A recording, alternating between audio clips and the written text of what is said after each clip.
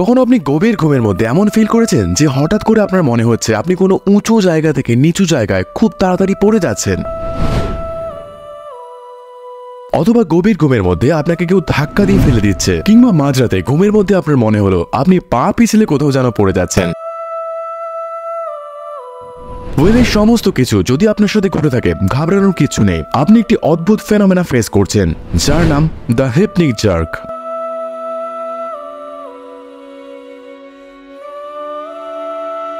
বিজ্ঞানের ভাষায় যেটিকে আমরা ঘুমের মধ্যে হঠাৎ করে পড়ে যাওয়া বলি, আচমকা পড়ে যাওয়া বলি, সেটির নাম দ্য হিপনিক জার্ক। হিপনিক জার্কের বাংলা অর্থ হলো আচমকা ঝাঁকুনি, যেটি আমাদের প্রায় মধ্যরাতে ঘুমানোর সময় অনুভূত হয়। আপনি জানলে অবাক হবেন, সারা পৃথিবীর প্রায় 100 জনের মধ্যে 70 জন মানুষ এই হিপনিক জার্ক অনুভব করেন রাতের বেলায়। এই ভিডিওতে আমরা জানতে চলেছি ঠিক এক্স্যাক্টলি কোন কারণের জন্য আপনি মধ্যরাতে এরকম আচমকা ঝাঁকুনি বা হিপনিক জার্ক অনুভব করেন। মধ্যরাতে ঘুমের মধ্যে কেন আপনার মনে হয় আপনি অনেক উঁচু জায়গা থেকে নিচু জায়গায় পড়ে যাচ্ছেন, এবং শেষে আমরা এটাও জানবো কি করলে এই অদ্ভুত ফেনোমেনা, এই অদ্ভুত কাঁপুনি, অদ্ভুত হিপনিক জার্ক ধীরে ধীরে কমে আসবে আমাদের।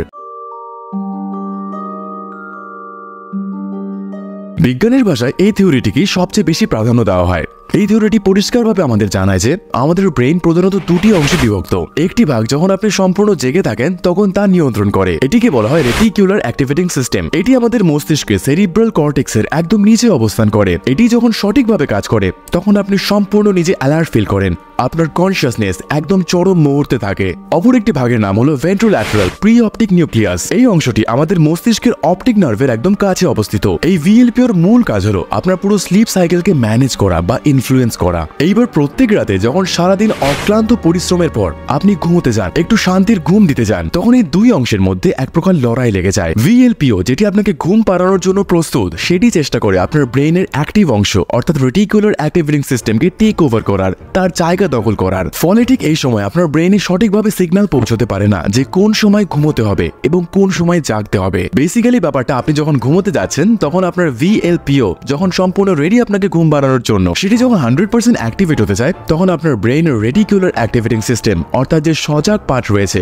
তার মধ্যে কলিশন ঘটে, লড়াই বাঁধে। ব্যাপারটা একদম সিম্পল। একটি পার্ট আপনাকে ঘুম পাড়ানোর চেষ্টা করছে, অপর পার্ট আপনাকে জাগিয়ে রাখার চেষ্টা করছে। এইরূপ দু রকমের সিগন্যালের ফলে আপনার ব্রেইন আপনার মাসেলে বিভিন্ন রকমের সিগন্যাল পাঠাতে শুরু করে এবং আপনার এরকম আচমকা টান অনুভূত হয়। ধীরে ধীরে যখন আপনি আরো গভীর ঘুমের মধ্যে যাওয়ার চেষ্টা করেন তখন এই ভিএলপিও সম্পূর্ণরূপে অ্যাক্টিভেট হয়ে যায় এবং তা সম্পূর্ণরূপে এই রেটিকুলার অ্যাক্টিভেটিং সিস্টেম যা আপনাকে সজাগ রাখানোর চেষ্টা করছে এতক্ষণ ধরে, তাকে ওভারটেক করে নেয়, তার স্থান দখল করে নেয়। এর ফলে গভীর ঘুমের মধ্যে আপনি আস্তে আস্তে আচ্ছাদিত হয়ে যান আর আপনার হিপনিক জার্ক ধীরে ধীরে কমে আসে। নিউরোসায়েন্সের ভাষায় হিপনিক জার্কের এটি অন্যতম কারণ হলেও এর আসল কারণ অনেক বিজ্ঞানীরা এখনো স্টিল মনে করেন আমাদের অতীত, আমাদের পূর্বপুরুষেরা। কিন্তু কিভাবে? অনেক বিজ্ঞানীরা এখনো স্টিল মনে করেন এই হিপনিক জার্ক অর্থাৎ আচমকা ঝাঁকুনির আসল কারণ হচ্ছে আমাদের পূর্বপুরুষেরা। আপনাদের জানিয়ে রাখি, হাজার হাজার বছর আগে আমাদের পূর্বপুরুষেরা দিনের বেশিরভাগ সময় স্থলভাগে কাটালেও রাতের বেলা ঘুমানোর সময় তারা কোনো গাছের উপরে ঘুমোতেই স্বাচ্ছন্দ্য বোধ করত। তখনকার সময় রাতের বেলা বনে জঙ্গলে প্রচুর পরিমাণে বন্য পশু পাখিরা এবং শিকারী পশুরা ঘুরে বেড়াতো। এমতো অবস্থায় রাতের বেলা মাটিতে থাকা তাদের একেবারে নিরাপদ ছিল না, তার ফলে তারা গাছের উপরেই রাতে ঘুমোতে স্বাচ্ছন্দ্য বোধ করত। এইবার রাতের বেলা গাছের উপরে ঘুমানোর সময় তারা যাতে মাটিতে না পড়ে যায় তার জন্য তাদের মাংসপেশিতে, তাদের বডিতে অটোমেটিক্যালি টান লাগতো, যা তাদের সজাগ রাখতে সাহায্য করত। এর ফলে মাঝরাতে তাদের বারবার ঘুম ভেঙে যেত এবং তারা খেয়াল রাখতো যে তারা নিচে পড়ে যাচ্ছে না এবং পুনরায় তারা আবার ঘুমিয়ে পড়তো।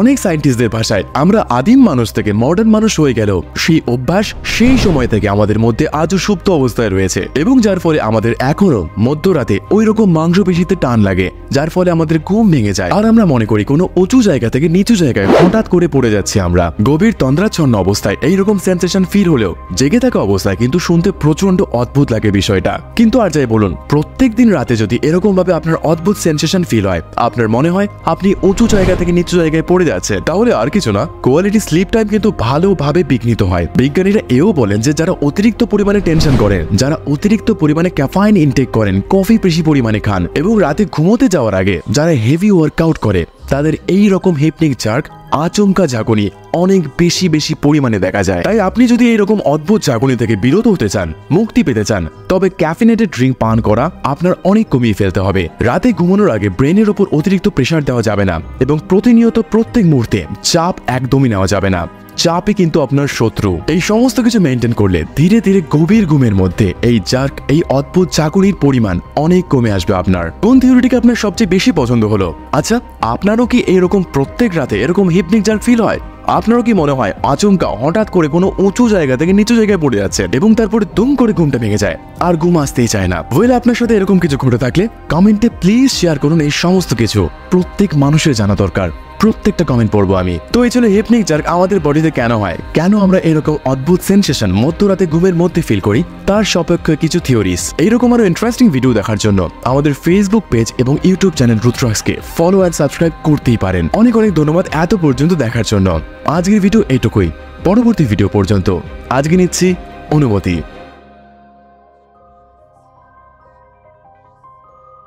এইবার বুঝলাম কাল রাতে স্বপ্নে আইফেল টাওয়ার থেকে কি করে পড়ে গেলাম আমি।